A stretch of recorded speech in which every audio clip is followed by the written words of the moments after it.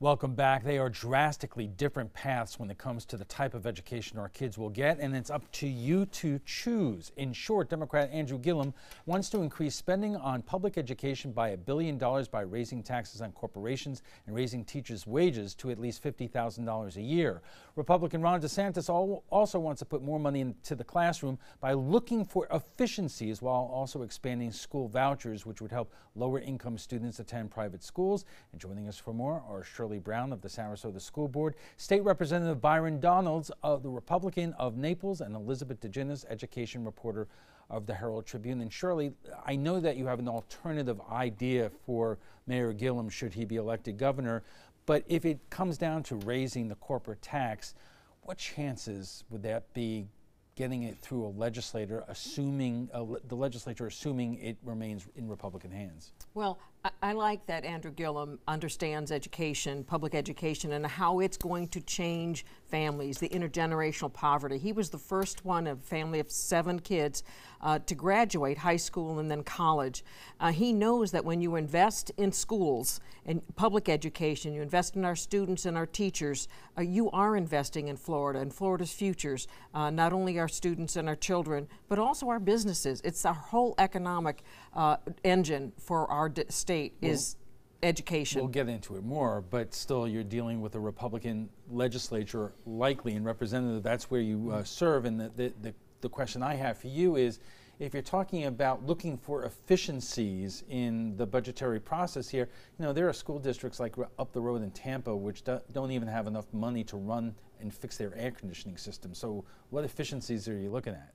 Well, what we're talking about there, first of all, is efficiencies in the operating side of the budget. What Ron DeSantis wants to do is to make sure that at least 80% of all dollars on the operating side of the budget actually get into the classroom.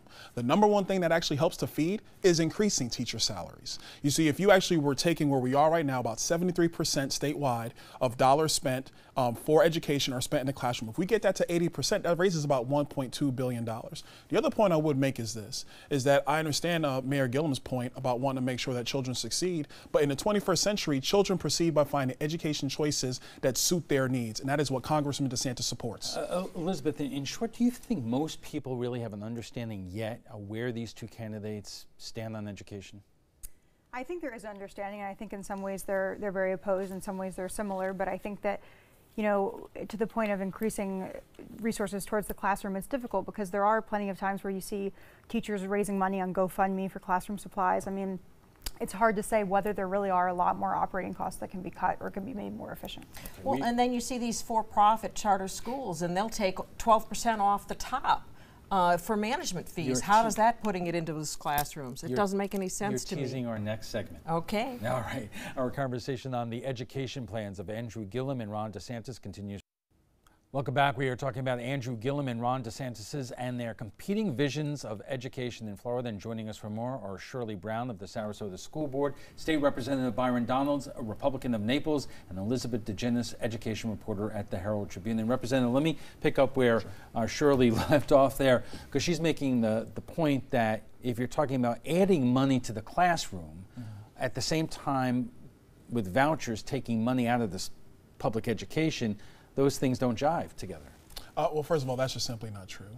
The money that goes into the Florida Tax Credit Scholarship is money that if those children actually were enrolled in traditional public schools, that money would be there for those children. That's how the system works today.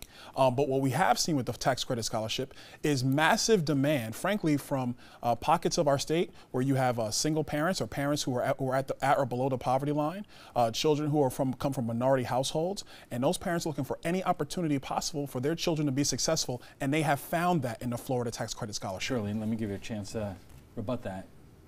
Well, it is dollars that would have gone into the general revenue that go into this other program. And there are, you know, Orlando Sentinel did a great article, Schools with No Rules. I mean, the teachers do not have to have graduated from high school, let alone hold a teaching degree. I mean, some of the schools are great. We've got some here in Sarasota, and I have to mention, I am not here as a school board member. I'm here as a former legislator who understands some of these things. I mean, that's why I'm here talking about his plan, you know, as a Democrat, not as a school board member. But when you take money out of general revenue and you put it into a plan like that, and I just don't understand why they're asking for more and more regulation and oversight on our public schools when they turn around and give money away with no strings attached, no oversight to these other programs. They don't even check to make sure how many of those kids that are getting those scholarships show up for school every day. That's just plainly not true. A couple of things. In the last legislative session, I was actually the one that worked on the legislation that increased accountability for the tax credit scholarship program and the other voucher scholarship programs. That's number one. And number two, what we've seen, the data clearly shows that the students that go to these programs are more likely to go to college and are actually doing better than their same counterparts that stay behind in traditional public schools. And Elizabeth, we see, hold on one second, I just want to get your take, Elizabeth, because we see this battle fighting out at the Sarasota School Board and in Manatee County.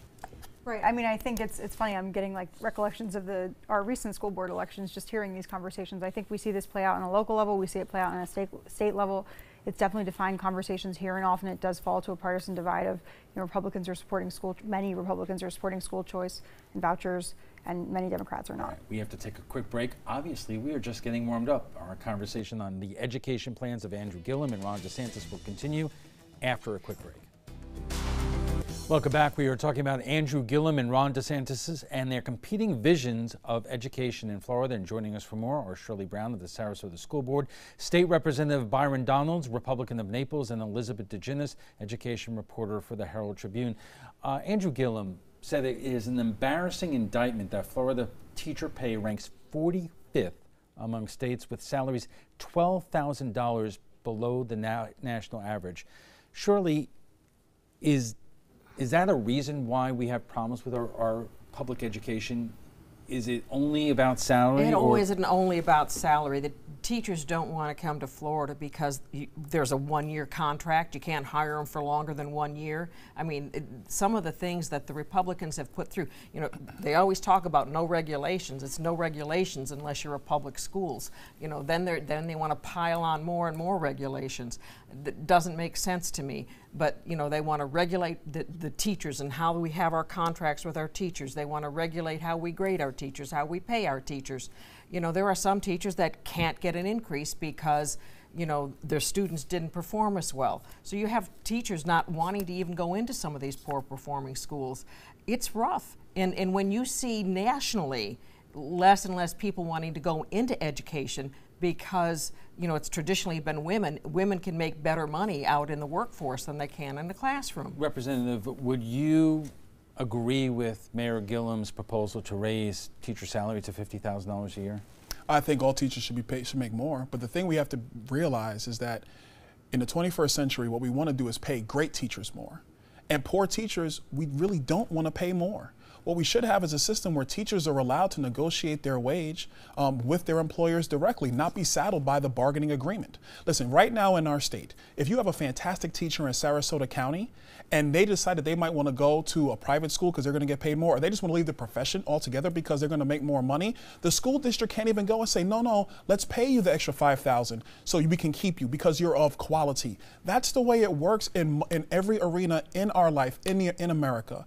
But in the teaching profession, our great teachers are bound by these contracts, by this massive union contract. So what we should be doing going forward is getting rid of those burdens so teachers have an opportunity to negotiate with their employer directly. Elizabeth, where are we in Sarasota County and in Manatee for that matter when it comes to openings in the teacher profession and the ability to fill them? Well, I want to start actually with the salary question just because I think that's interesting. In Sarasota, I think we're at $43,000 for starting salary. Manatee is $45,000, so $50,000 would definitely be an increase in both of those counties. But as to openings, yeah, I think in both counties, teacher retention and teacher shortage both of those are big problems in the counties, and having open teachers or substitutes that end up teaching the whole year. So it's definitely an ongoing issue here. All right. Shirley? Well, one of the ways that the legislature came up to pay teachers more, because back then we were $10,000 below the national average, they said, all right, if you had up in the higher 20% of on your ACT or SAT, you can get an extra $10,000.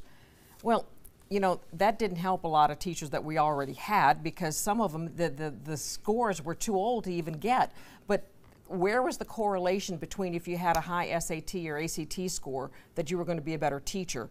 What we had was these teaching programs where they would get national certifications. We would pay them more for those teachers to then mend and help with the other students and the other teachers. So it was like after the Republicans came in, they took that program away. I mean, so these teachers who had invested all that time and effort getting that national certification, and then they were supposed to then mentor other teachers, you know, all that money went away, and instead then they come up with this plan about this extra, you know, $10,000, which they don't even have the money to pay. I believe it's $6,000 now, but where's the correlation from what you get on an ACT test versus how well you are in a classroom?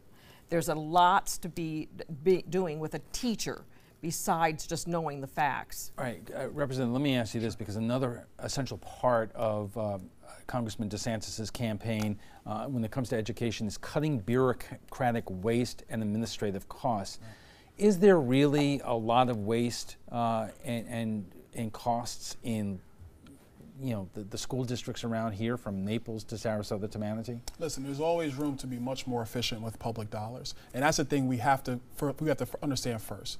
The reality is that a lot of resources are going into the classroom, but there's much more that can happen. And to talk to the very core of your question about trying to raise teacher salaries, the best way to do that is to get as many dollars into the classroom as possible. We have great teachers who've left the classroom and have gone into administration because they get paid more in administration than they do in the classroom. Those are the facts. So what we have to do is get a system of education where we have to get as much resources into the classroom as possible. This is one of the reasons why Congressman DeSantis supports school choice, because if you have more schools operating and they're operating in an environment where children are finding the education that suits their needs, where parents are truly empowered, then those resources get to the teachers that are actually educating these children every single day. Let me ask you all about this, because we had a recent report about the number of charter schools in Florida that have been mismanaged in terms of its budget, and some going out of business.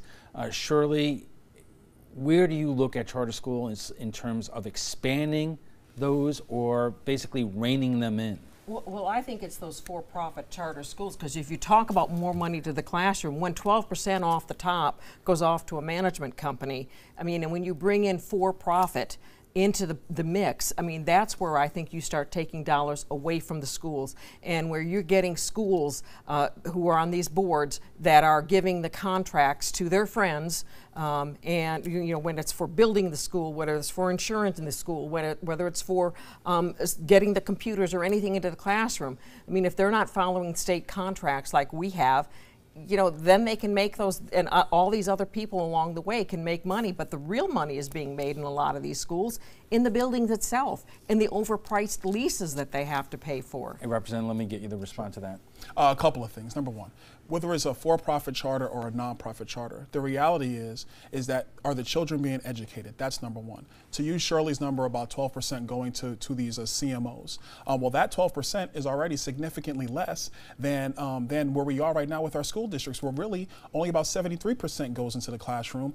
In charter schools, you're well over 80% today. That's number two. But number three, and one thing we have to understand in education, our superintendents in our state, they're all actually getting paid very, very well. In our larger counties, the superintendents in our state, when they're done with their careers, they're going to be millionaires. When our school districts go and acquire books or computers, they're not getting it from nonprofit companies, they get it from for-profit companies. So this argument that when you introduce a for-profit charter, that's somehow taking money away from students is laughable and ridiculous. At the end of the day, it's our children learning. Are they on the path to succeed? And as long as those things are happening, whether you're a superintendent or you run a charter school management organization, whether it's nonprofit or for-profit, those things don't matter. What matters is, are the children succeeding? Elizabeth, do you get a sense in terms of how this community is when it comes to expanding charter schools, and also some of this negative publicity showing the number of charter schools that have been mismanaged and have basically gone out of business?